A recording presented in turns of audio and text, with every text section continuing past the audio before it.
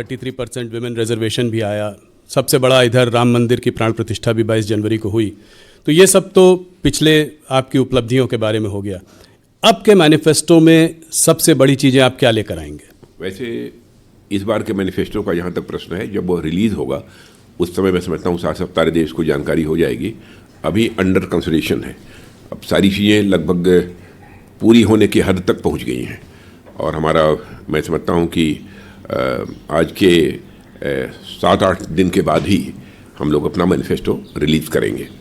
Manifesto का हम लोगों के लिए बहुत ही अधिक महत्व होता है जी, क्योंकि मैं मानता हूं कि मैनिफेस्टो में कोई भी पॉलिटिकल पार्टी हो जो जनता के साथ वादे करे अक्षरशः उन वादों को पूरा करे, क्योंकि नेताओं और राजनीतिक पार्टियों के कृति और कथन, वर्ड्स और डीड, कहने और करने में अंतर होने के कारण ही भारत की राजनीति और भारत के नेताओं पर से पहले एक जनता का विश्वास कहीं न कहीं कम हुआ है। यह विश्वास का संकट पैदा हुआ है। भारतीय जनता पार्टी हिंदुस्तान की एक अकेली राजनीतिक पार्टी है जिसने भारत की राजनीति में पैदा हुई इस विश्वास के संकट को चुनौती के रूप में स्वीकार किया है। आपने देखा होगा कि इसके पहले जो भी इलेक्शन मैनिफेस्टो में, चाहे 2014 में अथवा 2019 में जो भी हम लोगों ने कहा उसका अक्षरशः पालन किया है।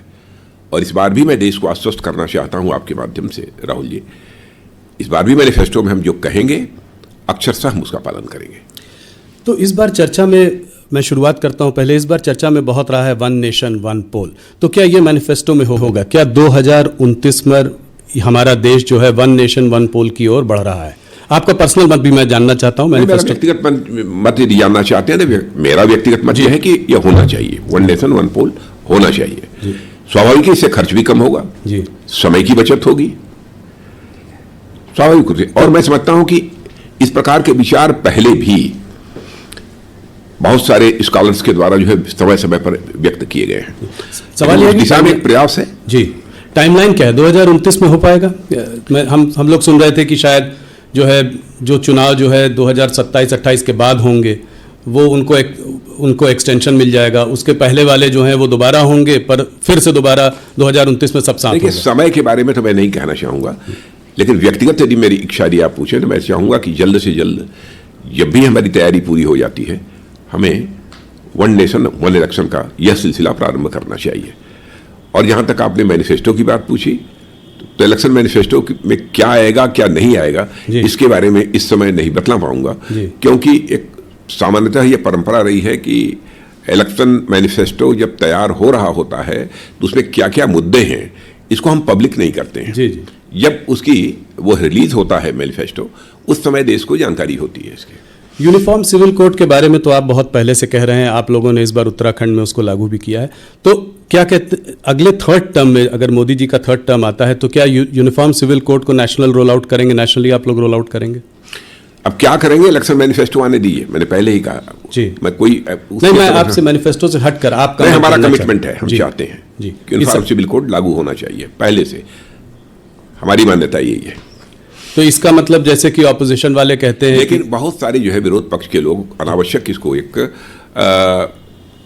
एक जाति पंथ अथवा धर्म के आधार पर इस प्रश्न को उछालने की कोशिश करते हैं जी। कहते हैं कि क्या मुसलमानों को शरिया और हदीस के हिसाब से जीने का कोई हक नहीं है? नहीं, सब अपने अपने हिसाब से जो जिए। यूनिफॉर्म सिविल कोड आने से मैं समझता हूँ किसी को कोई आपत्ति नहीं होनी चाहिए, और किसी की जो फेथ है, किसी का जो विश्वास है उस पर किसी अथवा जिसके जो ट्रेडिशंस हैं उस पर कोई इससे चोट नहीं पहुंचने वाली है जी।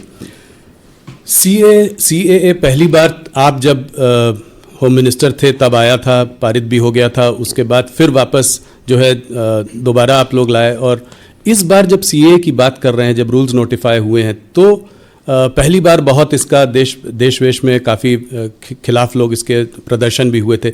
इस बार इतना कुछ हुआ नहीं, तो क्या आपको लगता है लोगों की अब ये समझ में आ रहा है ये, और ये इसको आप लोग अब आगे बढ़ा पाएंगे? देखिए, मैं समझता हूँ कि सबसे बड़ा संकट यदि विपक्ष के पास है तो सबसे बड़ा संकट है उनके पास मुद्दों का अकाल है जी। और उनके पास ऐसे एजेंडा आइटम्स नहीं हैं ताकि जनता को विश्वास दिला सकें, भरोसा दिला सकें कि हमारी सरकार बनेगी तो हम ये करेंगे। और उन सारी राजनीतिक पार्टियों को लेकर आम जनता में एक विश्वास का संकट भी है। लोग उनकी बातों पर भरोसा भी नहीं करते। अब इसको लेकर तरह तरह की गलतफहमी पैदा करने की कोशिश जो है विपक्ष के द्वारा की गई है, लेकिन मैं विश्वास के साथ कह सकता हूं कि इस सिटीजनशिप अमेंडमेंट एक्ट के कारण किसी की नागरिकता समाप्त नहीं होने जा रही है। कल ममता बनर्जी ने कहा है कि लोग वोट नहीं दे पाएंगे जब ये हो जाएगा, तो और उसके पीछे डीएमके ने भी कहा है कि इसको हम होने नहीं देंगे। इसको हेल्दी डेमोक्रेसी में इस तरीके से जनता को गुमराह नहीं किया जाना चाहिए। और मैं समझता हूं ममता जी को भी जानकारी होगी इस सच्चाई की कि इस नागरिकता कानून यानी सिटीजनशिप अमेंडमेंट एक्ट के कारण किसी की नागरिकता जाने वाली नहीं है। जी, अगर क्रोनोलॉजिकली देखें तो सीएए के बाद नेशनल रजिस्टर ऑफ सिटीजन्स भी आना चाहिए, एनआरसी आना चाहिए, इसके बारे में क्या बुरा है? जो भारत के नागरिक हैं, यदि उनका रजिस्टर तैयार होता है, इसमें किसी को क्यों आपत्ति होनी चाहिए? और एक गलतफहमी राहुल जी और पैदा करने की कोशिश की जा रही है कि दुनिया किसी देश का यदि कोई मुसलमान यदि मान लीजिए सिटीजनशिप लेना चाहता है किन्हीं विशेष परिस्थितियों में जी, तो उसको सिटीजनशिप नहीं मिलेगी। मैंने पहले ही कहा कि हम लोग जाति, पंथ और मजहब के आधार पर भेदभाव की राजनीति करने वाले लोग नहीं हैं। कोई यदि ऐसी विशेष परिस्थितियां होती हैं और कोई यदि भारत की नागरिकता लेना चाहता है तो उस पर भी हमारी सरकार विचार कर सकती है। और मैंने स्वयं जिस समय यह बिल तैयार हो रहा था उस समय भी हमने नागरिकता दी है अदनान स्वामी को। जी, पाकिस्तान के सीएए में मुसलमान नहीं है, सीएए के अंतर्गत मुसलमानों को नागरिकता नहीं दी जाएगी। सीएए के उसके अंदर मुसलमान तो है नहीं, परिस्थितियों पर निर्भर करता है। जी, तो एनआरसी आप कह रहे हैं कि आएगा अगले, उसको भी आप लोग लेकर आएंगे अगले टर्म में। आप उसमें आप कह रहे हैं कि उसमें क्या वैसे एनआरसी से किसी को भय नहीं लगना चाहिए। जी, अनावश्यक किसको लेकर हुआ खड़ा किया जा रहा है, लोगों के अंदर भय पैदा करने की कोशिश की जा रही है। और मैं समझता हूं विपक्ष को इन सब सारी चीजों से, अफवाहों से बचना चाहिए। विपक्ष को भी यदि राजनीति करनी चाहिए तो तथ्यों के आधार पर, अनावश्यक जनता की आंखों में धूल झोंक कर राजनीति नहीं करनी चाहिए। विपक्ष के अंदर भी वह दमखम होना चाहिए कि यदि राजनीति करनी है तो जनता की आंखों में धूल झोंक कर राजनीति न करें, बल्कि जनता की आंखों में आंख डालकर राजनीति करें। जी, बड़ा बयान है आपका। मंदिर वहीं बनाएंगे, आपका बहुत बड़ा बयान था, बहुत बड़ी आपकी प्रॉमिस थी जो आपने जनता के सामने जो करके दिखाया। एक और आपका नारा था, एक और आपका नारा है कि अभी तो ये झांकी है, मथुरा काशी बाकी है। तो इसको आप कैसे देखते हैं इस वक्त? क्या अगले कार्यकाल में इस पर भी काम आगे बढ़ाया जाएगा? आपने इलेक्शन मैनिफेस्टो की जो बात की थी, इलेक्शन मैनिफेस्टो में जो था जी लोगों ने किया है। जी, तो ये आएगा इलेक्शन मैनिफेस्टो में, इस पे आपका पर्सनल मत भी जानना चाहूंगा। नहीं, इलेक्शन मैनिफेस्टो में क्या आएगा तो मैंने पहले ही बताया। पर वैसे मथुरा काशी के बारे में यही मैं आप लोग तो पहले से कटिबद्ध हैं कि आप इलेक्शन मामला सब जुडिस है। जी, मामला सब जुडिस है जी। अब तो मुझे लगता है कि फैसले की प्रतीक्षा करनी चाहिए, तो उसके हिसाब से आगे बढ़ेंगे। एक चीज राजनाथ जी और कि काशी और मथुरा अपनी जगह पे है, पर यह सिलसिला कब तक चलेगा? कितने जगहों पे हम मंदिर बनाएंगे? क्या ये यहाँ पर ख़त्म होना चाहिए कोई एक जगह पे कि ये आगे बढ़ता चला जाएगा, इसमें हम ऐसे करते चले जाएंगे? मोहन भागवत जी ने भी कहा है कि काशी और मथुरा के बाद हिंदुओं को भी इस बात पर विचार करना चाहिए कि आगे कैसे देखना है, क्योंकि एक सेक्युलर कंट्री में हमको सब साथ में रहना है। तो इसका आपका अपना मत क्या है? नहीं, भारत पंथ निरपेक्ष देश है, इसमें कहीं कोई संदेह नहीं है, इस पर किसी को कोई आपत्ति नहीं होनी चाहिए। लेकिन मैं काशी मथुरा के बारे में इसलिए मैं कुछ नहीं बोलना चाहूँगा क्योंकि मामला इस समय सब जुडिस है, अदालत में विचाराधीन है। मैं समझता हूँ अदालत के फैसले की हमको प्रतीक्षा करनी चाहिए। जो अदालत का फैसला होगा वह करेंगे, जैसा राम मंदिर के। कोई संकोच नहीं है, अदालत का फैसला होगा करेंगे जी। और आप भी हमारी बात से सहमत होंगे, कम से कम अदालत के फैसले को चाहे कोई भी सरकार हो उसे स्वीकार तो करना चाहिए। बिल्कुल, करेंगे जी। चुनाव गर्म है, थोड़ा चुनाव पे बात करते हैं। 370 बहुत ही बोल्ड टारगेट, 303 से 370 करीब 20-25% की का बढ़ोतरी, इसको आप कैसे देखते? कहाँ से सीटें आएंगी? ये मैं पूरी तरह से कॉन्फिडेंट हूँ कि 370 का भारतीय जनता पार्टी की सीटों के संबंध में कह रहा हूँ, जो 370 सीटों पर भारतीय जनता पार्टी को विजय प्राप्त होगी, इसके संबंध में कहीं पर कोई शंका नहीं है। हम पूरी तरह से आश्वस्त हैं और एनडीए को 400 पार। नहीं, ये तो बहुत बड़ा नंबर है। क्या और ये इस आधार पर कह रहे हैं जी कि जनता का जिस तरीके से विश्वास हम लोगों को प्राप्त हो रहा है, भारतीय जनता पार्टी, एनडीए और हमारे प्रधानमंत्री मोदी जी को जिस तरीके से प्राप्त हुआ है, उस आधार पर हम लोग पूरी तरह से आश्वस्त हैं कि भारतीय जनता पार्टी को 370 सीटों पर विजय मिलेगी और एनडीए को का नंबर 400 से पार जाएगा। ये सिर्फ राम मंदिर की वजह से नहीं है, बल्कि ये सिर्फ राम मंदिर की हवा की वजह से नहीं है, इस 370 और भी चीजें हैं जिसकी वजह से बहुत सारे। ये तो सबसे बड़ी चीज जो मैंने कहा ना कि हम लोगों की पार्टी के बारे में एक विश्वसनीयता, हमारी गवर्नमेंट के बारे में क्रेडिबिलिटी, हाँ credibility, Modi ji lead government की क्रेडिबिलिटी जी, इसके कारण जनता के अंदर एक बहुत ही अधिक विश्वास पैदा हुआ है। इस कारण लोगों का समर्थन हमको प्राप्त हो रहा है। ऑपोजिशन लीडर राहुल गांधी कहते हैं कि आप लोग मैच फिक्सिंग करते हैं, मोदी सरकार अगर ईडी सीबीआई और ईवीएम नहीं हो तो चुनाव नहीं जीत सकती, इसको आप कैसे देखते हैं? मैं ये कहता हूं कि ईडी सीबीआई के कारण हमारे ऊपर आरोप लगाया जा रहा है। क्या करप्शन को रूट आउट करने के लिए किसी गवर्नमेंट को अपनी तरफ से प्रयास नहीं करना चाहिए?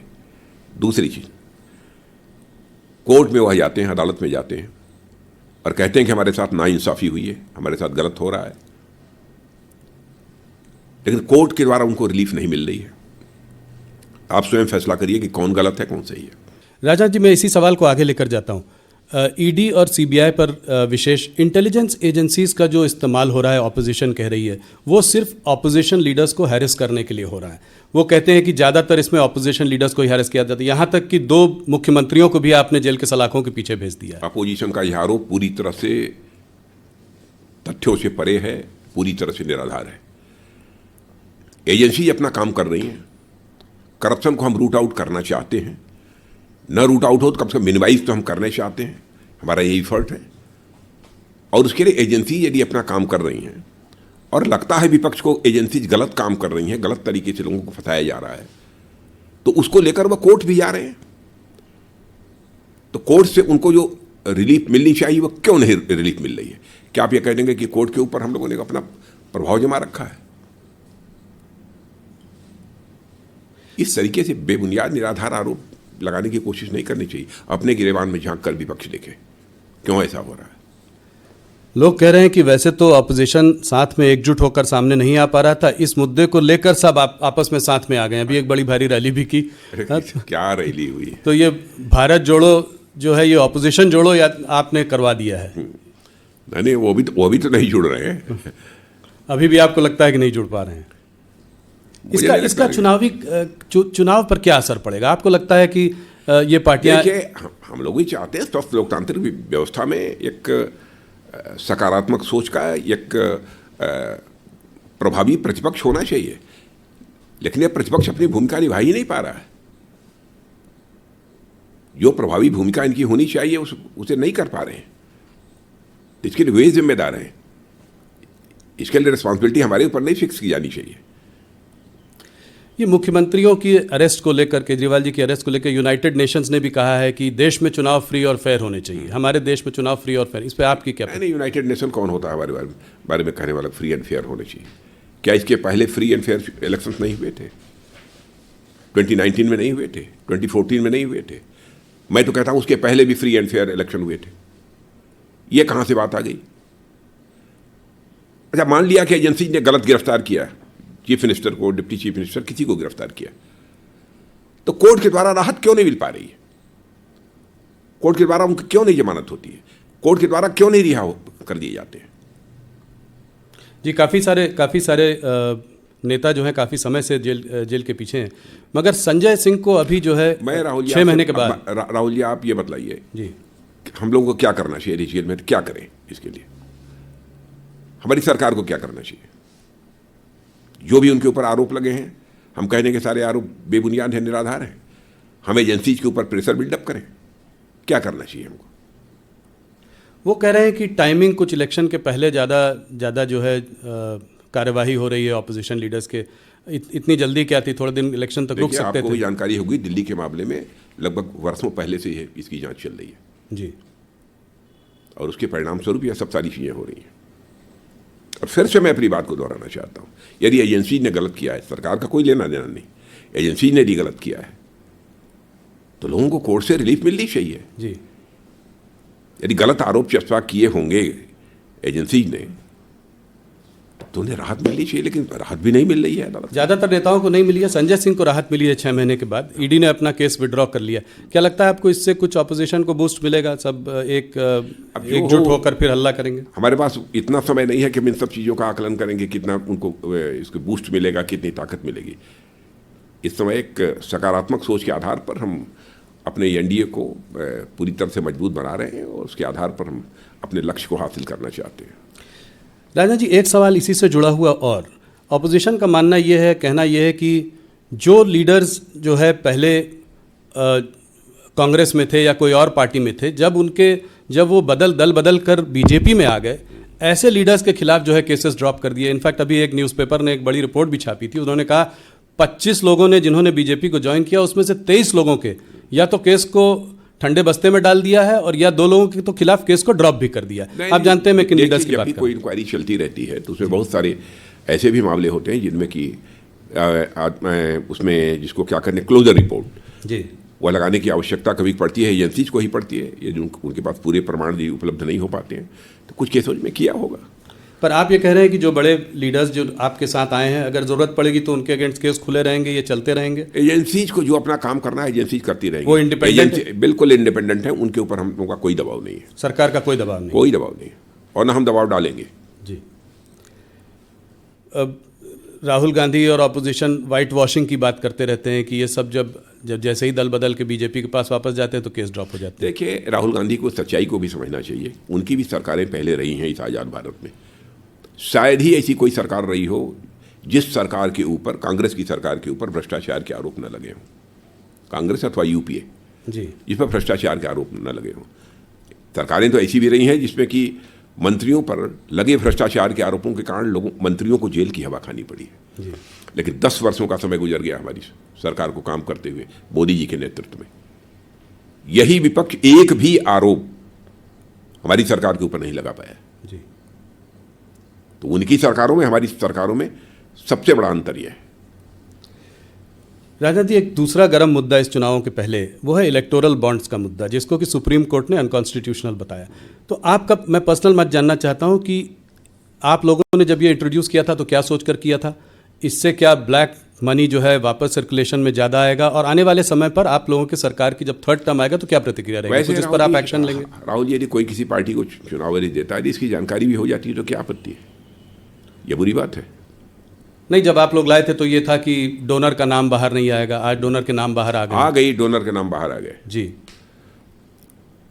तो नहीं, कैश जनरेशन ज़्यादा होगा, अब लोग जो है कैश देंगे। अब देखिए, भविष्य बतलाएगा कि हम लोगों ने जो ये स्कीम लागू की थी, बांड की स्कीम, वो कितनी सही थी, ये समय बतलाएगा। तो आपका पर्सनल मानना क्या है कि इससे ये आपने जब सोचा था तब आप लोगों ने यही कहा था कि इससे ब्लैक मनी जो है, जो ज़्यादा है, वो एक ट्रांसपेरेंट जिस हद तक पॉसिबल है ट्रांसपेरेंट प्रोसेस आपने डालने की कोशिश की थी? यह भी एक हमारी सोच थी जी। दूसरी चीज़ ये बताइए, मैं आपसे पूछना चाहता हूँ कि कहा जाता है कि इलेक्टोरल बॉन्ड किसका है, किस कंपनी के द्वारा दिया गया है, किस कैपिटलिस्ट के द्वारा दिया गया है, इसकी जानकारी होनी चाहिए। कल तो कोई यह भी कहेगा किसने किस पॉलिटिकल पार्टी को वोट दिया है, इसकी भी जानकारी दी जानी चाहिए। क्या इसे आप स्वीकार करेंगे? कोई भी देश जहां पर हेल्दी डेमोक्रेसी होगी इसको स्वीकार करेगा कि कोई अपना मत किस पॉलिटिकल पार्टी को दे रहा है, किस व्यक्ति को दे रहा है, इसका भी डिस्क्लोजर होना चाहिए। जी नहीं, ये स्वीकार नहीं करेगा। मगर ये मुद्दा थोड़ा अलग है इस मायने में कि लोगों का ये मानना है कि ऐसा भी हो सकता है, जो कि ऑपोजिशन कह भी रहा है, कि करीब 4,000 करोड़ रुपए इलेक्टोरल बॉन्ड जो खरीदे गए, वो रेड्स होने के बाद 14 कंपनीज पर रेड हुआ, रेड होने के तुरंत बाद इलेक्टोरल बॉन्ड्स खरीदे गए। तो ये एक तरीके से, जिसको कि ऑपोजिशन कह रहा है, राहुल गांधी हफ्ता वसूली कह रहा है, कोई कह रहा है चंदा लेने का तरीका है, हालांकि उनको भी मिला। ये मतलब मान लिया यदि हो एक दो, मुझे जानकारी नहीं है, लेकिन आप ये कह रहे थे, मैं मान लेता हूँ। लेकिन क्या ये कर देने के कारण उनके केसेज बंद हो गए?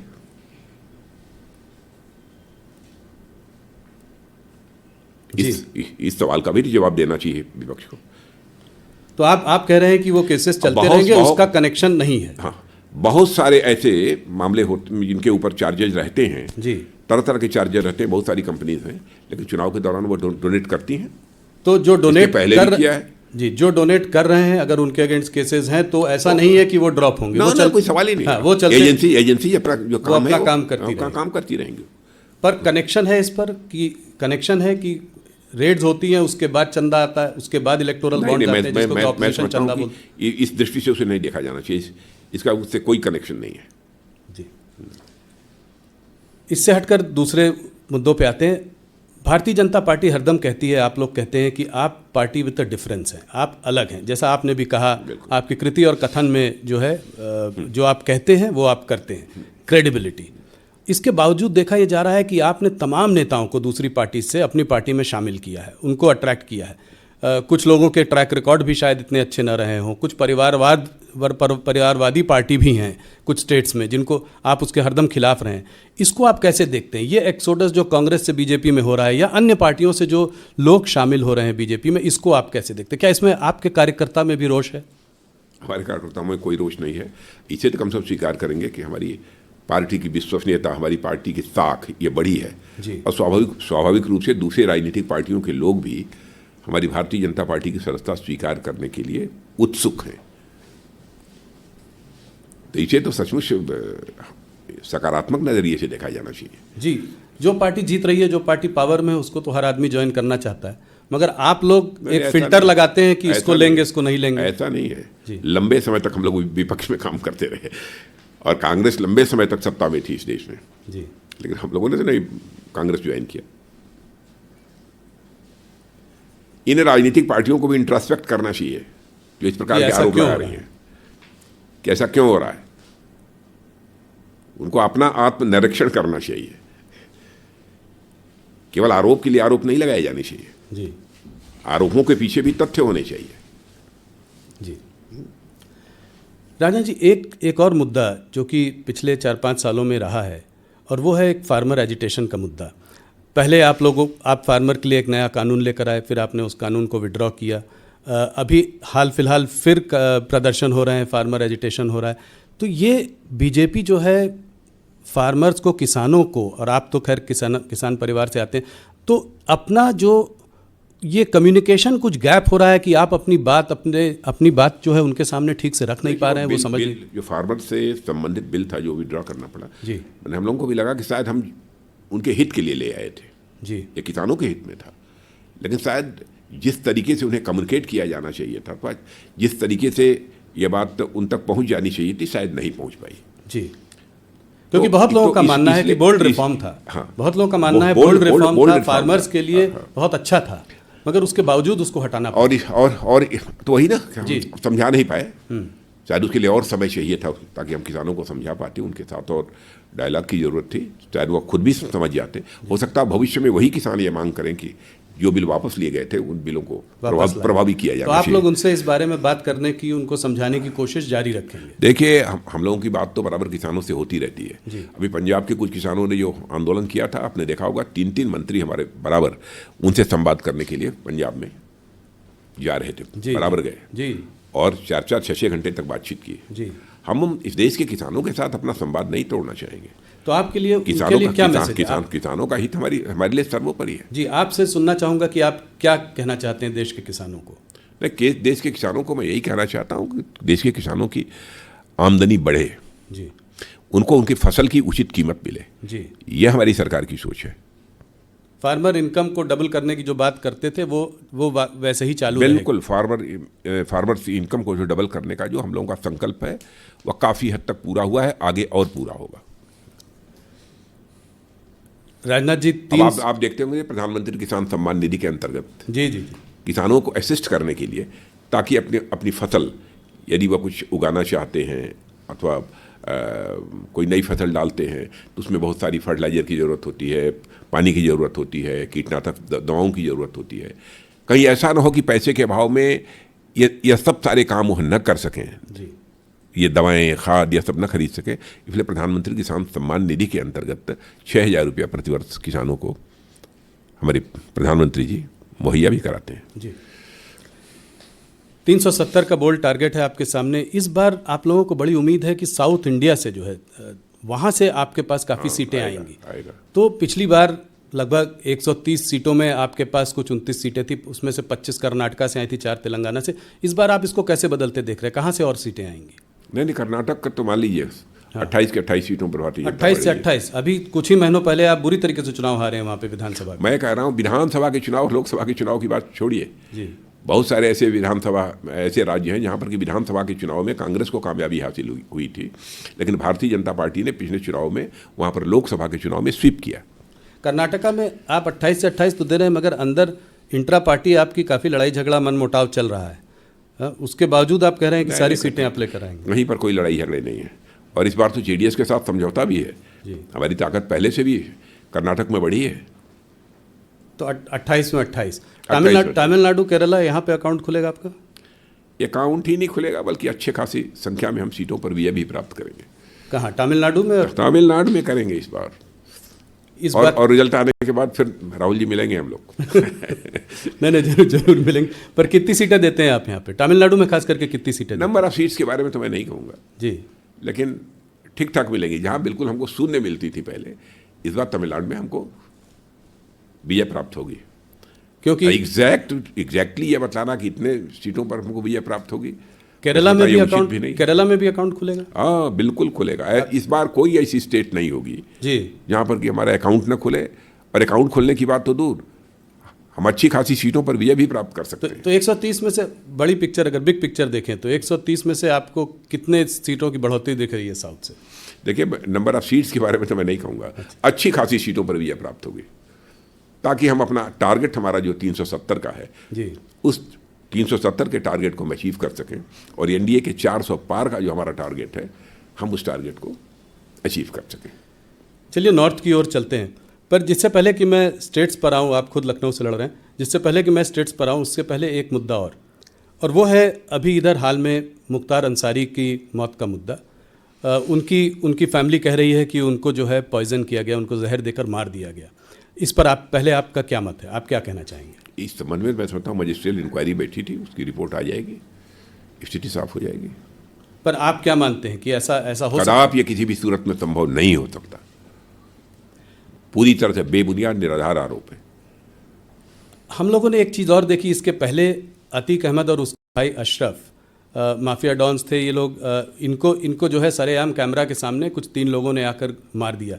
ऑपोजिशन का कहना है कि ये सब चीज़ें ये दिखाती हैं कि ये स्टेट स्पॉन्सर्ड किलिंग्स हैं। ये सब तो गैंग्स आपस में लड़ते ही रहते हैं। आप तो वैसे भी देखते हैं जी, चले जाइए कहीं पर भी, सभी जगह 1, 2, 3 गैंग्स होते हैं। सबके इंटरेस्ट एक दूसरे से क्लैश करते रहते हैं और एक दूसरे से टकराते रहते हैं, एक दूसरे की हत्या करते रहते हैं। तो इसको आप स्टेट स्पॉन्सर्ड या कोई इनकाउंटर किलिंग वगैरह का कोई बढ़ावा नहीं मिल रहा है? नहीं, स्टेट स्पॉन्सर्ड तो हो ही नहीं सकता, इसकी कल्पना भी नहीं की जा सकती। जी, तो यूपी में इस तरह की चीज़ आप नहीं देख रहे हैं? आप देख रहे हैं कि वहाँ नहीं, इसका कोई चुनाव पे असर पड़ेगा? यूपी में कह सकता हूँ, यूपी के मुख्यमंत्री श्री योगी आदित्यनाथ जी बखूबी वहाँ की सरकार को चला रहे हैं, और उत्तर प्रदेश में जिस प्रकार की चुस्त दुरुस्त कानून व्यवस्था इस समय है, इसके पहले कभी नहीं रही है। और इन सब चीज़ों से चुनाव पर पोलराइजेशन वगैरह इसका कोई असर आएगा? पोलराइजेशन की पॉलिटिक्स हम लोग करते ही नहीं है। हम लोग तो इंसाफ और इंसानियत की राजनीति करते हैं। जस्टिस एंड ह्यूमैनिटी, ये हमारी राजनीति का आधार है।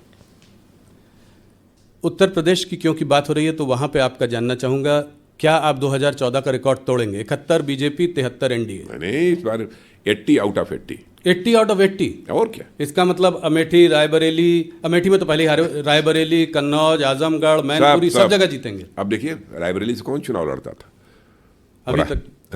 हाँ, अभी तक सोनिया गांधी लड़ती थी। हाँ, तो सोनिया जी तो राज्यसभा में आ गई जी। क्यों आई? तो आप कह रहे हैं कि रायबरेली में अकलेमंदी इशारा काफी होता है, मैं समझता हूँ। रॉबर्ट वाड्रा कह रहे हैं वो अमेठी से चुनाव लड़ेंगे। उन्होंने अपनी इच्छा व्यक्त की। जाए अमेठी लड़े, कोई भी लड़ेगा, भारतीय जनता पार्टी से शिकस्त उसको खानी पड़ेगी। तो रॉबर्ट वाड्रा क्योंकि वहाँ पर हमारी कैंडिडेट स्मृति ईरानी ने बहुत ही अच्छा काम किया है, और उनका परफॉर्मेंस अपने संसदीय क्षेत्र में भी अच्छा रहा है और हाउस में भी अच्छा रहा है, और एक मंत्री के रूप में भी बहुत ही अच्छा परफॉर्मेंस रहा है। पर आप लोग परिवारवाद की बात करते आए हैं, अब रॉबर्ट वाड्रा का भी आ जाना पॉलिटिक्स में, या कम से कम अपनी इच्छा उन्होंने व्यक्त की, इसको आप कैसे देखते हैं? क्या कहना चाहेंगे आप? नहीं, वो करना चाहते हैं, आना चाहते हो, आए, हम इस पर क्यों विचार करें? ये हमारे विचार का कहाँ तक विषय है? हमको अनावश्यक जो है उनके गिरेबान में झांक कर देखने की कोई जरूरत नहीं है। ये तो उनका फैसला है, कांग्रेस का। हम लोगों को फैसला नहीं करना है। इस बार आप लोगों ने एक और मुद्दा उठाया है इलेक्शन के जस्ट पहले, वो है कच्चा तीवू का मुद्दा, कि ये जो है एक टापू था, एक जो कांग्रेस की सरकारों ने जो है श्रीलंका को दे दिया। श्रीलंका ने अभी बयान जारी किया है कि ये तो 50 साल पुरानी बात है, आज इसको क्यों उठाया जा रहा है? ये तो तब 50 साल पहले सेटल हो चुकी है। लेकिन स्वीकार तो किया ना कि ये 50 साल पुरानी बात है, लेकिन ये हुई थी, इसमें सच्चाई है जी। यदि पर इसको इस चुनाव के पहले उठाने का क्या, नहीं, पहले उठा सकते थे? अरे भाई सही बात, सच्ची बात, यदि कभी आ जाए, चुनाव के समय आ जाए तो चुनाव के पहले आ जाए, उस पर क्यों आपत्ति होनी चाहिए? क्या कोई इसे नकार सकता है कि हमारे प्रधानमंत्री ने जो ये बात कही है कच्चा टीवी के बारे में वो गलत है, निराधार है? कोई आरोप लगा सकता है? स्वीकार तो सब कर रहे हैं ना कि हाँ हुआ जी। आज नहीं हुआ, 50 साल पहले हुआ, लेकिन हुआ। ऑपोजिशन का कहना है कि इस तरह की चीज़ों को बार बार उठाना, कोई मुद्दों को पकड़ना, असली मुद्दों से जनता को भटकाना है। हाँ, जहाँ असली प्रॉब्लम है, जैसे कि चाइना जो कि कह रहा है कि अरुणाचल प्रदेश हमारा अभिन्न अंग है, उसने अपने जो है 30 नाम भी दे दिए हैं अरुणाचल प्रदेश के अंदर। हाँ, तो इसके बारे में क्या कहेंगे आप? देखिए, विपक्ष को अपने गिरबान में झांकना चाहिए, उन्हें हमारी चिंता नहीं करनी चाहिए हमको क्या करना है क्या नहीं करना है। जो करना चाहिए, जो उचित है, वही हम लोग कर रहे हैं। पर चाइना पर खास करके जो चाइना की मिलिट्री ने पहले बोला, अभी भी जो है उनके बयान बराबर आ रहे हैं, इन बयानों को आप कैसे देखते हैं कि अरुणाचल प्रदेश के बारे में जो बयान खास करके आ रहे हैं, उस पर मैं आपसे सीधा सवाल दो टूक शब्दों में, अरुणाचल भारत का था, भारत का है और भारत का रहेगा, और उसके लिए हमें जो भी करना पड़े हम करेंगे। बिल्कुल जी। तो इस पे कोई सॉफ्ट पेडलिंग और ये इशू प्रश्न नहीं खड़ा होता जी। राजा जी, चाइना से थोड़ा पाकिस्तान की ओर मुड़ते हैं। अभी कल ही जो है गार्डियन, फॉरेन पब्लिकेशन है गार्डियन, उसमें एक आर्टिकल आया है, उसमें कहा है, उस आर्टिकल ने कहा है कि जो है भारत ने पाकिस्तान की धरती में 20 लोगों को, 20 इंडिविजुअल्स को, टेररिस्ट को जो है पिछले कुछ सालों में मारा है, उन्हीं की धरती में जाके मारा है। और जो है इस पर तमाम क्या कहते हैं, उन्होंने बहुत रिसर्च की है, बहुत लोगों से बात की है। ये पहले हम लोगों के बारे में कनाडा में भी बोला गया, यूएस में भी ये चर्चा हुई पहले, पर पाकिस्तान की ये नई चर्चा है, 20 लोग। तो इसको आप कैसे देखते हैं कि ये क्या, उस आर्टिकल में ये भी कहा है कि जो है भारत जो है केजीबी और मोसाद से जो है काफ़ी इन्फ्लुएंस्ड है, तो उनकी भी जो इंटेलिजेंस एजेंसी है, रॉ वगैरह, इस तरीके का काम कर रही हैं। कोई स्लीपर सेल है यूएई में, उसने जो है इसमें उसका रोल रहा है, और 20 लोगों को, मतलब एक आध लोग नहीं, 20 टेररिस्ट को जो है हमने कुछ सालों में मारा है। 20 टेररिस्ट को मारा है? हाँ जी, मतलब टेररिस्ट कह लीजिए, लोगों कह लीजिए, पर वहाँ उनकी धरती में मारा है।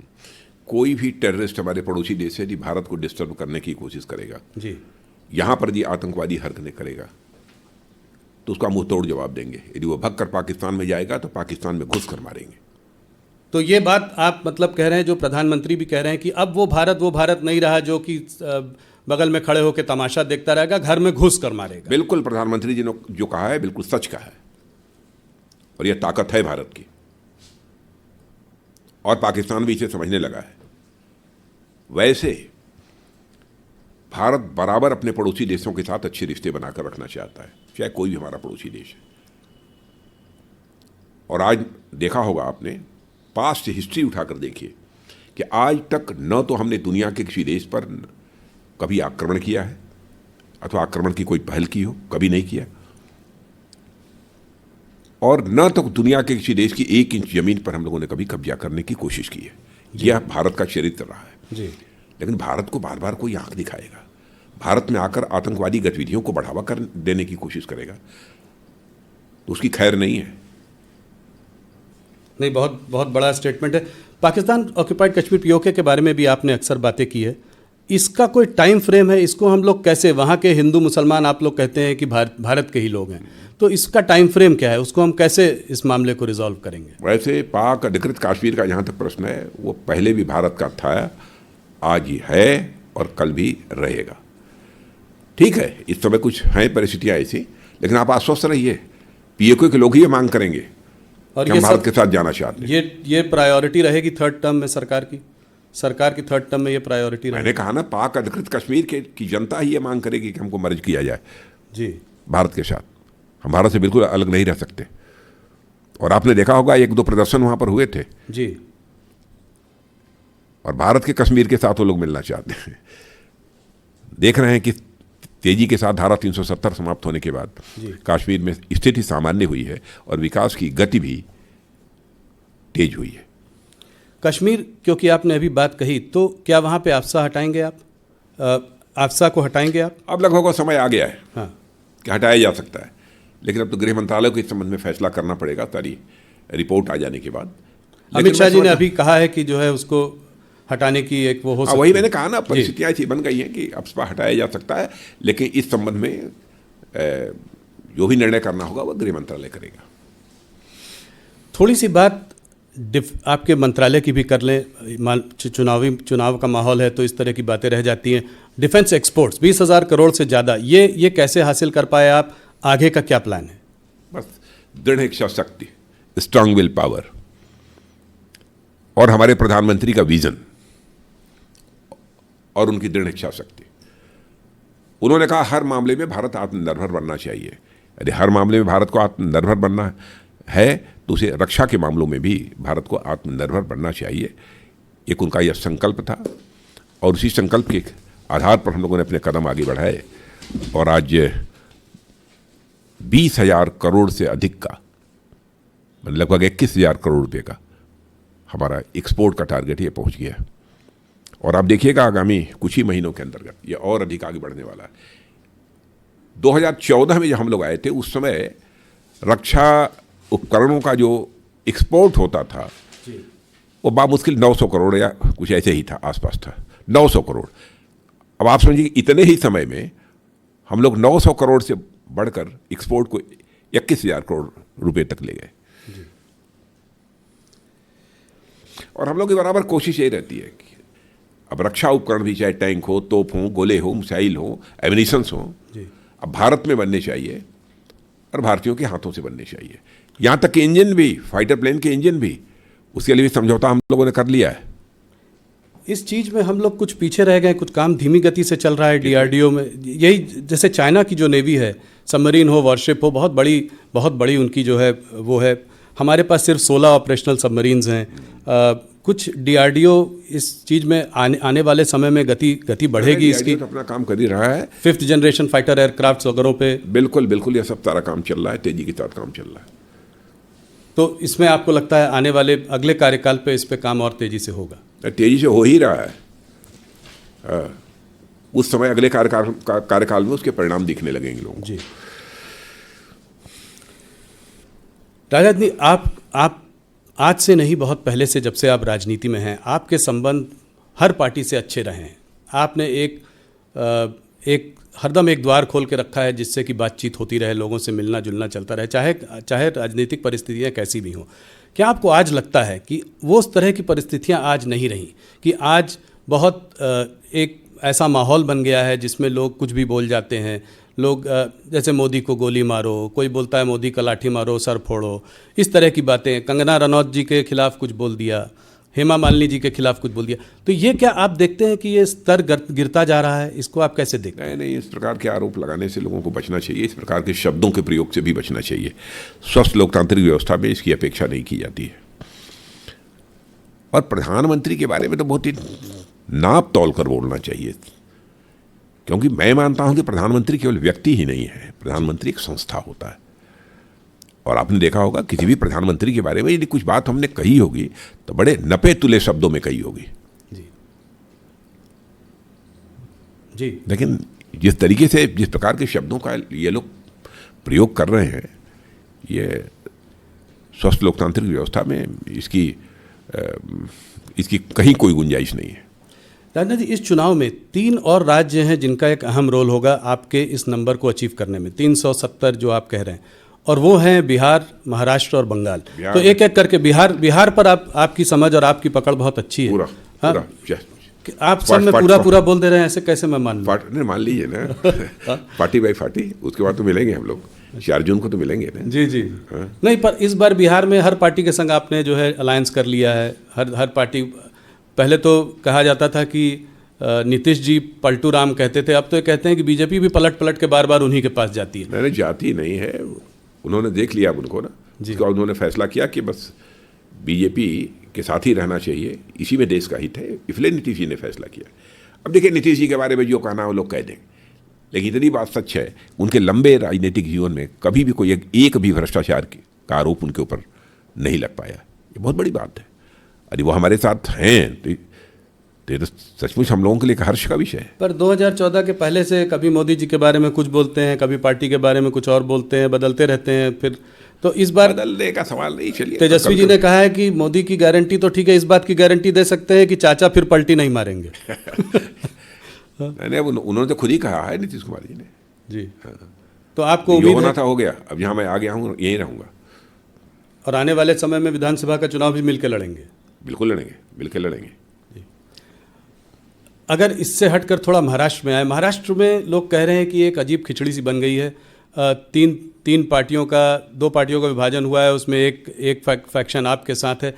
तो इसमें 48 सीटों, पिछली बार आपके पास 41 सीटें थी। भारतीय जनता पार्टी अगर अपने अलग लड़ती तो भी अच्छा प्रदर्शन करती। तो हर बार आपको इतनी जोड़ तोड़ करने की ज़रूरत क्यों पड़ती है? कहीं कोई घबराहट की जो है यहाँ पे चुनाव में, लोकसभा के चुनाव में हमारी अच्छी परफॉर्मेंस नहीं होगी? यह प्रश्न तो उन लोगों से पूछा जाना चाहिए जिनकी पार्टियां टूटी हैं, चाहे वो शिवसेना हो, चाहे वो एनसीपी हो। वो लोग टूटते क्यों हैं?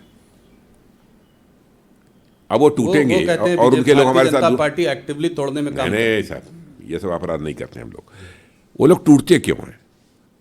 अब टूट कर कोई हमारे साथ जुड़ना चाहता था, हम कह देंगे हम आपको स्वीकार नहीं करेंगे। अच्छा, ये देखिए, जब जो लोग वहां से आए हैं उनके ऊपर कहते इनके ऊपर भी आरोप लगे थे पहले। तो आरोप लगे थे पहले, आज लोग कहते हैं, लेकिन जब उनकी पॉलिटिकल पार्टी में थे तो यही लोग ये कहते थे कि यह सरकार ने जानबूझकर इन्हें फंसा रखा है जी, ये पूरी तरह से निर्दोष हैं। तो उस समय का स्टेटमेंट ये है। अब भाजपा में आ गए तो स्टेटमेंट बदल गया। क्या वे दोषी हैं? अब उनके यहां जब थे तो दोषी नहीं थे, निर्दोष थे। ईडी सीबीआई ने जो भी कार्रवाई की वो गलत की। पर आप लोग का इंटरनल ये जो तीन लोगों का वो बन गया है, वो उसको आप कैसे मैनेज कर रहे हैं? अभी देखिए, वो एकनाथ खड़से जी को आप लोग वापस ले आए, जो कि बहुत दिनों तक बाहर बैठे हुए थे। अब वापस, हाँ अच्छा, चलिए, वो आ गए, आप ले आए वापस। उनको लाना पड़ा वापस, कह रहे हैं क्योंकि नॉर्थ महाराष्ट्र में थोड़ी सी सिचुएशन बीजेपी की थोड़ी ख़राब लग रही थी। पहली बार जब वो छोड़ कर गए तो फडणवीस जी से लड़के गए थे। तो ये इतना सारा विरोधाभास कैसे संभालेंगे आप? मतलब देखिए, बहुत सारे ऐसे जागरूक नेता हैं जो मानते हैं कि 2047 तक हमारा भारत या विकसित भारत बनना चाहिए। जी, स्वाभाविक है, उनके मन के अंदर भी ललक होगी कि इसमें मैं भी कंट्रीब्यूट कर सकूं, इसमें मैं भी कुछ योगदान कर सकूं, इसलिए पार्टी के साथ जुड़ते हैं। आखिरी में बंगाल की बात करते हैं। बंगाल में आपको क्या लग रहा है? पिछली बार एक अच्छा प्रदर्शन था, 18 सीटें आई थी 40 में, 18 थी। उसके बाद आप विधानसभा का चुनाव हारे, जीत का माहौल बना हुआ था, मगर सिर्फ 77 सीटें ले आए। और इस बार क्या देख रहे हैं आप? आपको क्या लग रहा है? इतनी बात तो पक्की है कि पहले से अधिक सीटों पर विजय प्राप्त होगी। कितनी अधिक? अब कोशिश हमारी यह है कि 18 का 36 कर लें। दुगनी? हाँ, कोशिश तो यही है और विश्वास भी है जी, प्रयत्न भी है और विश्वास भी है। तो पहले आप, मुझे लगता है, नेता है जिन्होंने 36 का आंकड़ा दे दिया है, बहुत बड़ा आंकड़ा दिया है। हाँ, ये डबल करना ही चाहते हैं। अमित शाह जी भी 25 से कह रहे थे ऊपर आएगी। नहीं, उन्होंने कहा होगा, लेकिन मुझे लगता है कि टारगेट हम लोगों का तो 36 का है। वहाँ पे आपको क्यों लगता है कि इतनी बड़ी जीत का मतलब, इतनी जीत का मतलब लोगों में आक्रोश? किस बात का आक्रोश है? वेस्ट बंगाल में सरकार नाम की कोई चीज शेष नहीं बची है। आप किसको ये मत लाइए कि स्थायी सरकार, पहले कम्युनिस्ट पार्टी की भी सरकार वहां थी जी, वर्षों तक स्टेबल गवर्नमेंट, स्थायी सरकार वहां पर थी जी। फिर भी जिस तेजी के साथ पश्चिम बंगाल का विकास होना चाहिए था, वहां की बेरोजगारी का संकट, अन्य बहुत सारी समस्याएं, वहां के विकास का संकट, इस पर जो विजय प्राप्त करनी चाहिए थी वो सरकारें अस्थायी होने के बावजूद भी नहीं कर पाई।